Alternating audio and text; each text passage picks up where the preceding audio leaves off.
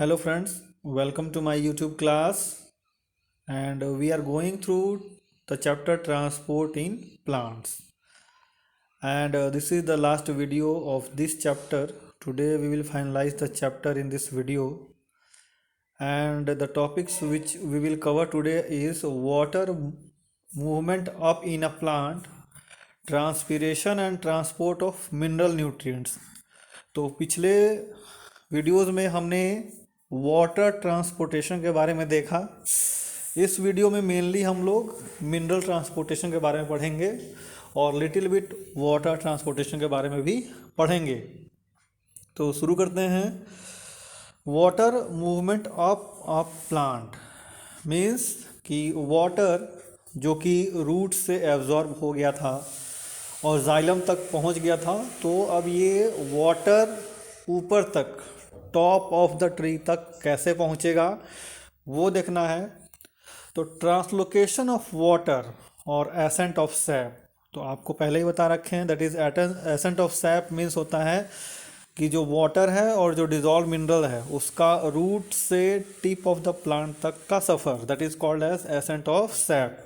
तो translocation of water और ascent of sap is usually upward from the root towards the top of the plant via stem, that is to the leaves and growing part, mainly to the apical meristem and the other aerial parts of the plant. तो this is called as translocation of water, या इसी को बोलते हैं ascent of SAP.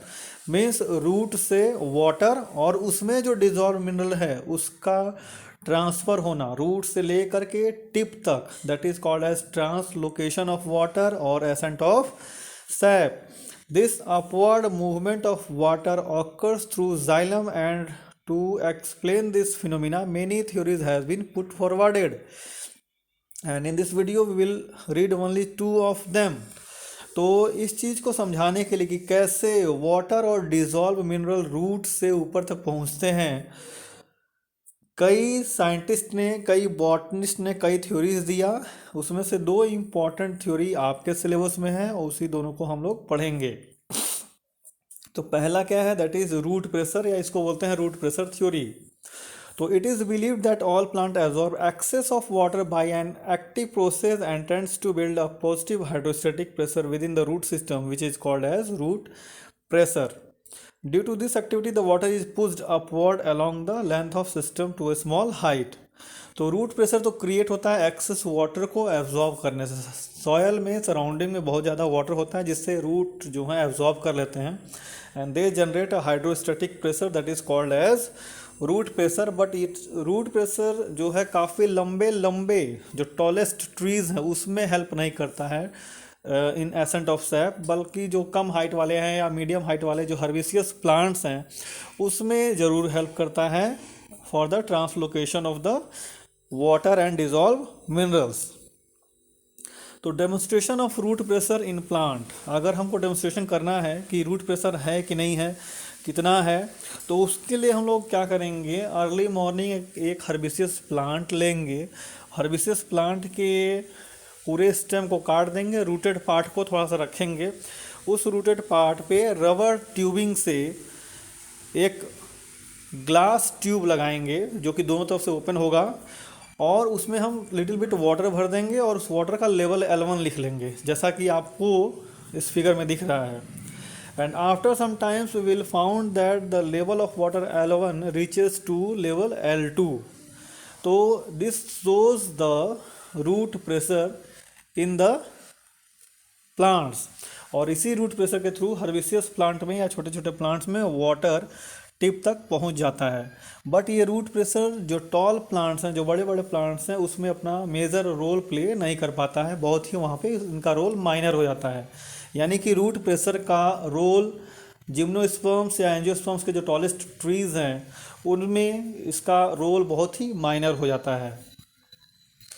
Contribution of root pressure contributes a very slight push in the overall water transport, बहुत ही हल्का push देता है वाटर को या डिजॉल्व मिनरल को ताकि उसका ट्रांसलोकेशन हो सके। Transpiration pull is important as it causes by transpiration and helps in overall continuous transportation of water molecules in the xylem. तो अब रूट प्रेशर अगर कम रोल प्ले कर रहा, then which is the factor which plays a major role in the translocation of water और dissolve minerals in the plant, तो that is transpiration pull. Root pressure also plays great contribution in transport of water but along with transpiration pull. तो जो root pressure है वो तभी अपना major role play करेगा जब उसके साथ साथ ट्रांसपिरेशन पुल काम कर रहा है, यानी जब दोनों मिल जाएंगे तो अच्छा स्ट्रेंथ मिलेगा, और अच्छे स्ट्रेंथ के चलते क्या होगा, जो ट्रांसलोकेशन ऑफ प्लांट है, जो ट्रांसलोकेशन ऑफ वाटर और डिजॉल्व मिनरल है वो बहुत ही ईजी तरीके से हो पाएगा. यानी कि both are important, root pressure and transpiration pull. इसके साथ साथ और भी कुछ कंडीशंस चाहिए जो हम आगे पढ़ेंगे. तो अब ट्रांसपिरेशन पुल देखते हैं क्या है. First of all let's see limitations of root pressure. Root pressure के लिमिटेशंस क्या हैं. It do not lift sufficient amount of water which can fulfil the requirement of water to the plants. तो जैसा कि मैं आपको शुरू से बताते आ रहा हूँ कि रूट प्रेशर बहुत मेजर रोल प्ले नहीं करता है, और इस कारण से जो प्लांट का रिक्वायरमेंट है वाटर का वो फुलफिल रूट प्रेशर नहीं कर पाता है. बहुत ही minimum amount of water root pressure के थ्रू प्लांट्स को प्रोवाइड हो पाता है. It fails to play a role in movement of water in tall plants. Tall plants में रूट प्रेशर का कोई योगदान नहीं है, और है भी तो अगर वहाँ ट्रांसपिरेशन पुल है तभी वो अपना योगदान दे पाता है. एंड लास्ट है, root pressure do not play important role during the summer season. अब ऐसा क्यों है, बिकॉज समर सीजन में वाटर का जो लेवल है वो बिल्कुल कम होता है सराउंडिंग टू द रूट्स. जब रूट्स के पास ज़्यादा पानी रहेगा तभी वो एक्सेस वाटर एब्जॉर्ब कर पाएगा, जब एक्सेस वाटर एब्जॉर्ब कर पाएगा तभी वो रूट प्रेशर बिल्डअप कर पाएगा. और समर सीजन में क्या होता है, रूट्स के आसपास बहुत मिनिमम वाटर होता है, इसके चलते रूट्स या root hairs minimum amount of water absorb कर पाते हैं, यानी कि एक्सेस वाटर एब्जॉर्ब नहीं कर पाएंगे, इसके चलते रूट प्रेशर बिल्डअप नहीं होता है. तो there is absent of root pressure during the summer season in the plants. Now दो टर्म्स हैं इस चैप्टर में जो आपको समझना है. Mycorrhizal association. माइकोराइजल एसोसिएशन क्या करता है, it increases the amount of water absorb bye the plant.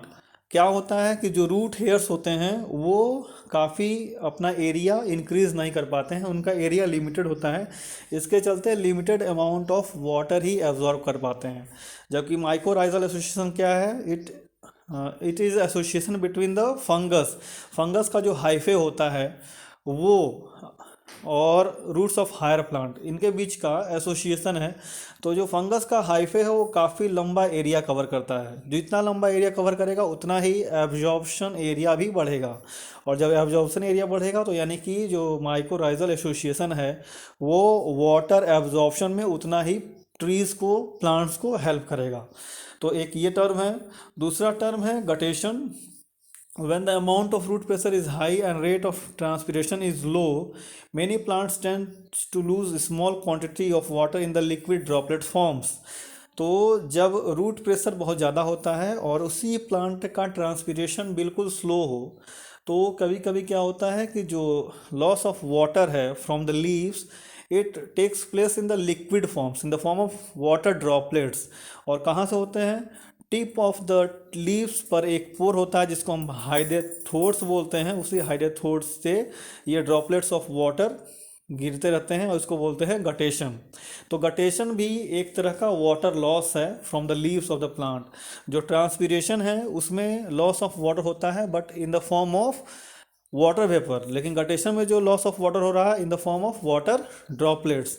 तो इन टर्म्स का मीनिंग आपको जानना जरूरी है और बिल्कुल इसको याद रखेंगे आप लोग. नाउ ट्रांसपिरेशन पुल, जो ये दूसरा थ्योरी है ट्रांसपिरेशन पुल थ्योरी. तो loss of water from the aerial parts of the plant is called transpiration, and it is well known to you कि ट्रांसपिरेशन पुल क्या होता है. नाउ अब क्या होगा, water is lost from the mesophyll cells, spelling is incorrect here. Water is lost from mesophyll cells to the intercellular spaces as a result transpiration which develop along a negative water potential. तो जहाँ से जिस sales से, जो mesophyll cells हैं, वहाँ से जो वाटर वेपर में कन्वर्ट हो रहे हैं तो वहाँ एक strong negative water potential develop हो जाता है. तो there are many large number of leaves and each leaves has thousand of mesophyll cells which withdraw water from the xylem and converts it to vapor. तो कई हजार कई lakh mesophyll cells हैं leaves में, और ये लीव्स वाटर को evaporate कर देते हैं, जिसके चलते वहाँ पे क्या होता है, निगेटिव वाटर पोटेंशियल डेवलप हो जाता है। This leads to negative water potential in the water column which exert an upward pull. इसी नेगेटिव वाटर पोटेंशियल के चलते जो जाइलरी एलिमेंट्स हैं उसमें अपवर्ड पुल एक महसूस होता है, जिसको हम लोग बोलते हैं transpiration pull. This pull is transmitted to the roots in search of some more water from the water column moves uprises under the influence of transpiration pull. और इसी के चलते ये ट्रांसपीरेशन पुल धीरे धीरे नीचे जाता है और फिर नीचे से पानी को खींचते हुए ऊपर तक लेके आता है।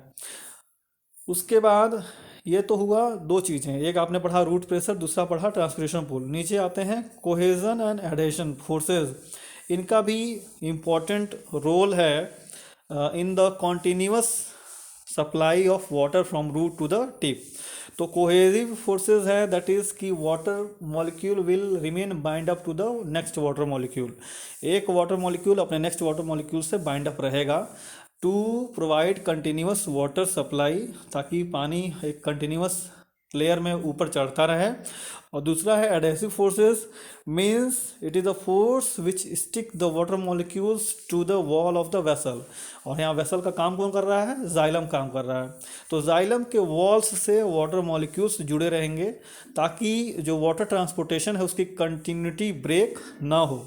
तो कहने का मतलब ये है कि जब वाटर रूट से टिप तक पहुंचाना होता है इन द कंटिन्यूएशन फॉर्म, तो पहला काम करता है रूट प्रेशर, दूसरा काम करता है ट्रांसपीरेशन पुल, तीसरा काम कौन करता है, that is cohesion forces between water molecules, and last one is adhesive forces.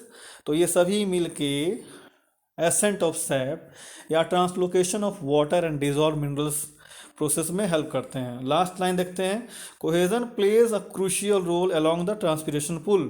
Transpiration के साथ कोहेजन बहुत बड़ा इंपॉर्टेंट रोल प्ले करता है, और इसलिए इसको हम लोग cohesion tension transpiration pull model भी बोल सकते हैं।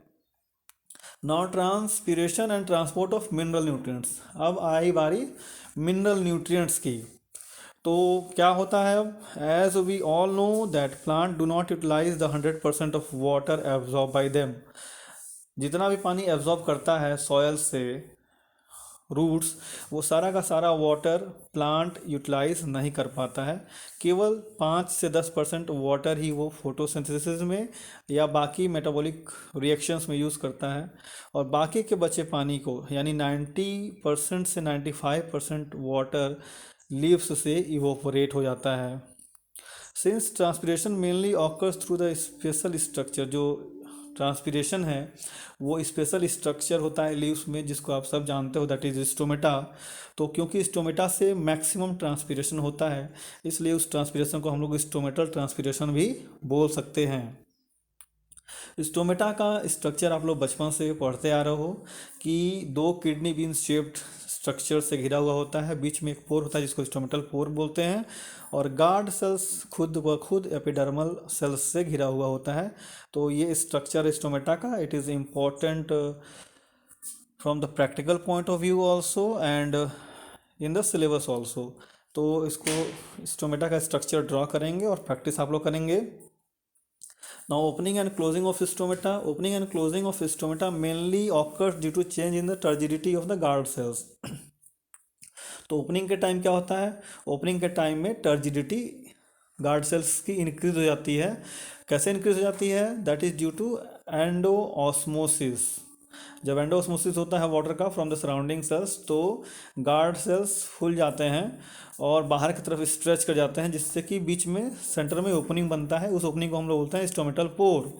और जब क्लोज करना होता है तो बिल्कुल इसका अपोजिट एक्शन होता है। एक्सोस्मोसिस से गार्ड सेल्स के वाटर एपिडर्मल में चले जाते हैं, और जो गार्ड सेल्स हैं वो अपना ओरिजिनल शेप ले लेते हैं और फ्लैसिड हो जाते हैं, और फ्लैसिड होने के चलते क्या होता है, जो गार्ड सेल्स हैं वो क्लोज हो जाएंगे और स्टोमेटा भी क्लोज हो जाएगा। तो this how opening and closing of stomata takes place in the leaves.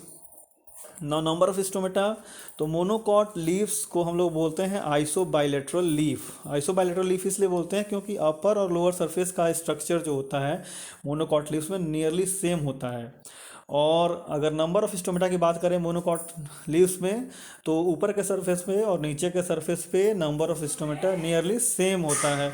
जितना नंबर ऑफ स्टोमेटा सेम होता ऊपर सरफेस पे होगा उतना ही नीचे होगा। और डाइकॉट लीव्स में जो जिसको हम लोग डॉर्सी वेंट्रल लीफ बोलते हैं, डॉर्सी वेंट्रल लीफ इसलिए बोलते हैं बिकॉज जो अपर सरफेस है और लोअर सरफेस है दोनों का स्ट्रक्चर दोनों का डिफरेंट होता है और वैसे ही नंबर ऑफ स्टोमेटा भी दोनों सरफेस पे डिफरेंट होता है। अगर डाइकॉट लीव्स को हम देखेंगे तो ऊपर के सरफेस पे स्टोमेटा का नंबर कम होता है, बट लोअर सरफेस पे नंबर ऑफ स्टोमेटा बहुत ज़्यादा होता है, बहुत ही ज़्यादा होता है। तो मीन्स क्या हुआ, मीन्स ये हुआ कि मोनोकॉट लीव्स में अपर और लोअर सरफेस पे नंबर ऑफ स्टोमेटा इक्वल होंगे और मैक्सिमम नंबर पे होंगे, और डाइकॉट लीफ के अपर सरफेस पे स्टोमेटा कम होंगे और नीचे के सरफेस पे बहुत बहुत बहुत ज़्यादा होंगे। Now factors affecting transpiration. तो फैक्टर्स कौन कौन से हैं जो ट्रांसपीरेशन को अफेक्ट कर सकते हैं? तो एक्सटर्नल फैक्टर की बात करेंगे तो that will include temperature, light, humidity and speed of wind. और इंटरनल फैक्टर्स की बात करेंगे that includes cohesion, adhesion and surface tension. So these are the factors which can affect the rate of transpiration in the plants. Now advantages of transpiration. Transpiration keeps the plant cell turgid and maintains the shape and structure of the plant. जब cells turgid रहेंगे तभी plant का shape और structure maintain रहेगा. It helps in regulating the temperature around the plant. तो temperature जो plant के आसपास होता है वो ठंडा ठंडा कूल कूल होता है। तो क्यों होता है? That is due to transpiration and it helps in continuously supply of water to all part of the plant. तो these are the advantage of the transpiration. Now movement of water in the leaves. As due to transpiration, the water from the surface of leaves get evaporated through the stomata of leaf, which set up pressure gradient between the outer air and the air space of the leaf. A thin film of water is formed, continuous layer, and eventually result in pulling the water from the xylems. तो क्या होता है, जो transpiration है उसी के help से leaves में भी वाटर का मूवमेंट होता है। जैसे जैसे ट्रांसपीरेशन होता है वैसे वैसे वहाँ पे एक लो प्रेशर ग्रेडियंट क्रिएट होता है at the surface of the water, और उसके चलते जो मेसोफिल सेल्स हैं वो मेसोफिल सेल्स जाइलम सेल्स से वाटर को अपने तरफ खींचते रहेंगे और इस तरह से वाटर मूव करता रहेगा। And it can be explain easily by the figure which is given on the screen. उसको देखिए और समझ में आएगा कि जहाँ गार्ड सेल्स बने हैं उस गार्ड सेल से इवोपरेशन हो रहा है, और गार्ड सेल से इवोपरेशन हो रहा है तो वहाँ लो प्रेशर ग्रेडियंट क्रिएट हो रहा है, और जाइलम में क्योंकि वाटर ज़्यादा है तो वहाँ हाई प्रेशर ग्रेडियंट है और वहाँ से फिर वाटर लो प्रेशर की तरफ जा रहा है। तो this how the movement of water takes place in the leaf. Now transpiration and photosynthesis एक कंप्रोमाइज़ है, क्योंकि ट्रांसपीरेशन के थ्रू वाटर लॉस होता है और उसी के थ्रू नए वाटर नीचे से ऊपर आते हैं जिसको फोटोसिंथेसिस में यूज़ किया जाता है। अब अगर क्या होता है that we are already aware from the fact that the photosynthesis require adequate amount of water for its activity which is supplied and get reduce due to transpiration. तो अगर ट्रांसपीरेशन और फोटोसिंथेसिस दोनों एक साथ होगा तो maximum amount of water transpiration के through क्या होता है इवोपरेट हो जाता है, और minimum amount of water remains available to the plants for photosynthesis. Due to this, the stomata cells become flaccid and it closes down and reduces the supply of CO2. तो CO2 का जब supply रुक जाएगा photosynthesis के लिए तो photosynthesis का rate भी गिर जाएगा। तो इस चीज़ से उभरने के लिए कुछ ट्रॉपिकल प्लांट्स हैं जैसे शुगर केन है या मेज है, ये दूसरे तरीके का फोटोसिंथेसिस करते हैं, that is called as C4 photosynthesis. तो ये हमको नेक्स्ट चैप्टर में पढ़ना है C3 photosynthesis and C4 photosynthesis. It's a point of next topic. तो इस टॉपिक में इतना। नेक्स्ट जो हमारा है that is uptake and transport of mineral nutrients. तो मिनरल न्यूट्रिएंट्स का अपटेक कैसे होगा? तो major amount of carbon and oxygen needed by the plant is fulfilled by CO2। यहाँ पे फिर से मिस प्रिंट हुआ है CO2, कार्बन डाइऑक्साइड से ही मैक्सिमम अमाउंट ऑफ कार्बन और ऑक्सीजन का फुलफिलमेंट हो जाता है जो कि एटमॉस्फेयर में अवेलेबल है, और बाकी न्यूट्रिएंट्स जो होंगे वो सॉयल से होंगे, सॉयल में प्रेजेंट हैं, वाटर में डिजॉल्व हैं और ट्रांसपोर्टेशन के थ्रू आएगा। लेकिन most of mineral fails to absorb passively. Passively means without utilisation of energy, बिना एनर्जी के यूटिलाइजेशन से बहुत सारे जो मिनरल्स हैं वो एब्जॉर्ब नहीं हो पाते हैं। नाउ जो मिनरल्स होते हैं वो सॉइल में चार्ज फॉर्म में होते हैं, इसलिए वो सेल मेम्ब्रेन में भी नहीं आ पाते हैं। तो इन दो रीजन्स से जो आयंस है मिनरल्स के वो जनरली ट्रांसपोर्ट नहीं हो पाते हैं ईजिली तरीके से। तो इसलिए क्या होता है, जो हम लोगों ने पढ़ा था कैरियर प्रोटीन्स होते हैं, या फिर एक्टिव ट्रांसपोर्ट के थ्रू, या तो कैरियर प्रोटीन्स के हेल्प से या एक्टिव ट्रांसपोर्ट के हेल्प से कैसे भी करके इसको हम लोग प्लांट्स क्या करते हैं, जाइलरी एलिमेंट्स तक लेके आते हैं। और जैसे ही जाइलम में पहुंचता है उसके बाद फिर ट्रांसपीरेशन पुल अपना काम करता रहता है। उसके चलते ट्रांसपीरेशन पुल के चलते जो मिनरल्स हैं वो जहाँ जहाँ प्लांट बॉडी में चाहिए वहाँ वहाँ पहुँच जाता है। तो वही लिखा हुआ है first line, after the ions have reached the xylem through active और पैसिव ट्रांसपोर्ट। जैसे भी आए या दोनों कॉम्बिनेशन से आए, लेकिन केवल जाइलम एलिमेंट्स तक पहुंच जाए, उसके बाद ट्रांसपीरेशन पुल उसको ऊपर तक खींच लेता है। The major region where mineral elements are reached are, कहाँ कहाँ जरूरी है वहाँ वहाँ जल्दी पहुँचता है। जैसे कि एपिकल पार्ट्स में पहुँचता है, यंग लीव्स के पास पहुँचता है, डेवलपिंग फ्लावर्स में और फ्रूट्स में पहुँचता है। ये मिनरल्स जिसकी जहाँ जैसी ज़रूरत है उस हिसाब से प्लांट ट्रांसफ़र कर देता है। एक वर्ड है रीमोबिलाइजेशन। तो रीमोबिलाइजेशन मतलब कि जहाँ पहुँचा हुआ है, मान लीजिए किसी लीव्स में पहुँचा है या किसी फ्रूट्स में पहुँचा है, वहाँ से वापस ऐसे जगह जाना जहाँ उसका ज़रूरत हो, तो उसको बोलते हैं रीमोबिलाइजेशन। तो remobilisation of many minerals ions also take place in the plants particularly from the old leaves. कुछ पुराने लीव्स होते हैं जिसको आप देखते हो येलो हो जाते हैं और वो गिरने वाले होते हैं।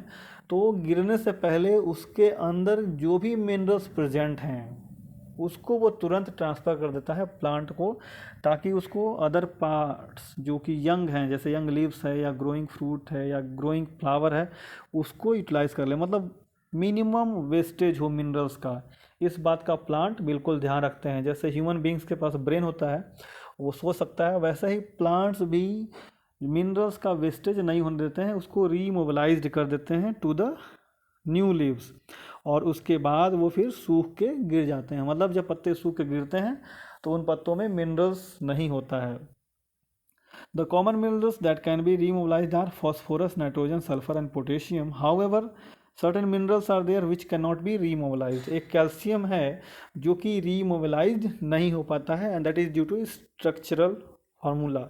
स्ट्रक्चर के चलते, वो अपने स्ट्रक्चर के चलते रीमोबिलाइज नहीं हो पाता है। Now phloem transport from source to sink. अब बात आती है फूड मटेरियल्स की। ये बात था, अभी तक हमने पढ़ा जाइलम में कैसे ट्रांसपोर्ट हो रहा है, अब फिलोएम में पढ़ेंगे। तो फिलोएम में मेनली ट्रांसपोर्ट होता है फूड मटेरियल्स का, और यहाँ फार्मूला चलता है from source to sink. Source मतलब होता है जहाँ पे फूड मटेरियल्स बहुतायत मात्रा में, मैक्सिमम अमाउंट में प्रेजेंट है वहाँ, और सिंक मतलब होता है जहाँ उसकी ज़रूरत है, मतलब जहाँ पे फूड अमाउंट बिल्कुल नहीं है वहाँ पहुँचाना। तो the large distance transport of carbohydrate और food from the source to sink region takes place through the phloem of the plant. It is well known to you. The movement in the phloem is bidirectional. ये भी आप जानते हो कि phloem में by directional movement होता है और जाइलम में यूनि डायरेक्शनल होता है। नाउ द प्रेशर फ्लो और mass flow hypothesis.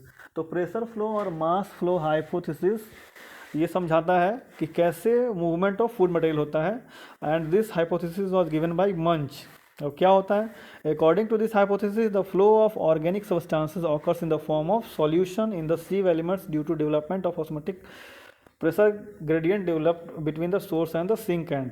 Source end पे क्या प्रेशर क्रिएट हुआ है और सिंक एंड पे क्या प्रेशर है, there is a great difference. Source end पे बहुत ज़्यादा प्रेशर होता है और सिंक एंड पे प्रेशर बिल्कुल कम होता है। तो इस प्रेशर के डिफरेंस के चलते जो फूड है वो सोर्स से सिंक तक पहुंच जाता है। जैसा कि मैंने आपको सोर्स बता ही दिया है, सिंक बता ही दिया है। तो सोर्स पे प्रेशर ज़्यादा होगा क्योंकि वहाँ फूड मटेरियल बन रहा है, वहाँ फूड की अवेलेबिलिटी ज़्यादा है, और सिंक एंड पे उस फूड का यूटिलाइजेशन होता है, इसलिए वहाँ उसका प्रेशर कम है। तो सोर्स से सिंक पे फूड का आना बहुत ही ईजी हो जाता है। Glucose is prepared at the source by photosynthesis. जो ग्लूकोज है वो सोर्स पे बनता है, लीव्स जिसको हम मान सकते हैं, और किस प्रोसेस से होता है, फोटोसिंथेसिस से होता है। Then it is converted to sucrose. उसके बाद वो ग्लूकोज किस में कन्वर्ट होता है, सुक्रोज में कन्वर्ट होता है, और कहाँ होता है, मेसोफिल सेल्स में होता है। Now the sugar formed is then moved in the form of sucrose in the sieve tubes. अब ये सीव ट्यूब्स में चले गए, सुक्रोज कहाँ चला गया, सीव ट्यूब्स में, through the help of their companion cells by the active process. तो during this loading process the source become hypertonic. जो सीव ट्यूब्स हैं वो क्या हो जाएंगे, हाइपरटोनिक हो जाएंगे। उसके चलते जो अगल बगल के जाइलम है उसमें से वाटर सीव ट्यूब्स में आ जाएंगे, और इसके चलते यहाँ पे प्रेशर क्या हो जाएगा, इंक्रीज हो जाएगा।